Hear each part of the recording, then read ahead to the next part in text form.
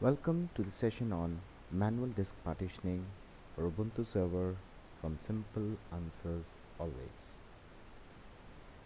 The recommended disk partitions are: first, the root partition, referred to as /. This is the partition where bulk of your programs used for running the system will be installed. The second is boot partition, referred to as /boot.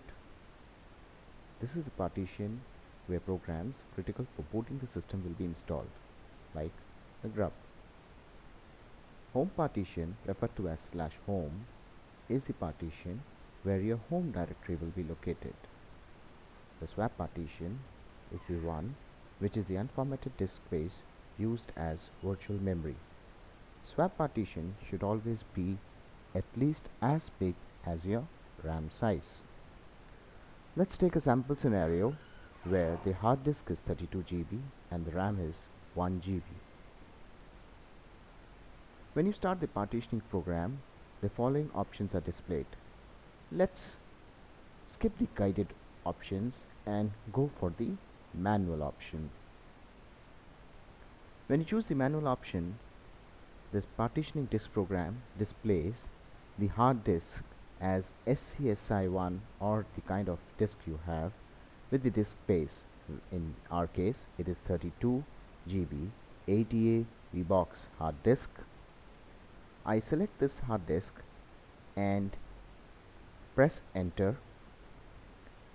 The partitioning program prompts for a confirmation whether I would like to create a new partition on this device. I click yes and press enter. Now I am shown that the entire 32.2 GB of the free space is ready for partitioning.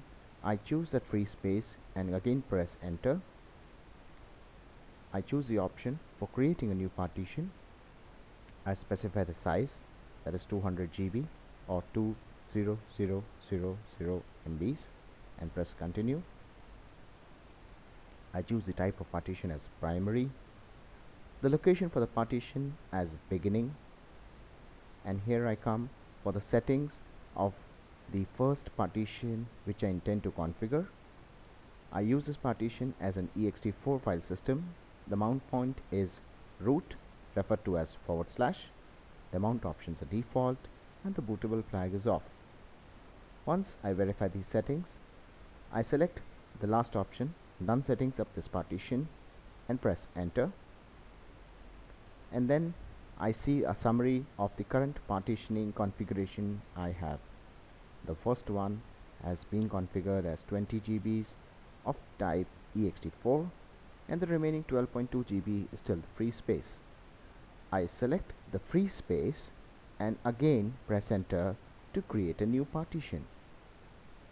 Select and then I specify the size as 200 MBs, the type as primary, the location as beginning, and configure the settings of this second partition as use as the ext4 file system, the mount point as /boot, the mount options as real time.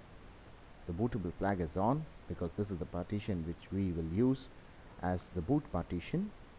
Once I configure these settings, I choose the last option, press enter, and I see the summary again. Select the remaining free space, create the third partition, specify the size as 10 GBs or 10,000 MB, the type as logical, the location as end, and configure the remaining settings such as mount point as /home, the bootable flag is off, and done. Now I am left with only 2 GB of my free space, which I choose to create the free space as the swap partition. I specify the size as 2 GBs, the type as primary, and choose the use as or the file system type as swap area. Once I select swap area, I see the settings as use as swap area, bootable flag off, and once I see this, I click on done settings of the partitioning. Now here I go, the entire partitioning summary is displayed and there is no free space left as of now. Once I view this, I click on the last option, the last step, finish partitioning and write changes to the disk. Once I click this and press enter, I'm shown a review of the following partitions: partition 1, 2, 5, 4. These are just numbers, but there are 4 partitions, and the system prompts me whether I would like these changes to the disk. I click on yes, and the partitioning is now complete. Hope you like the steps. Thank you so much. For any queries, please write to simpleanswersalways@gmail.com. Thank you again.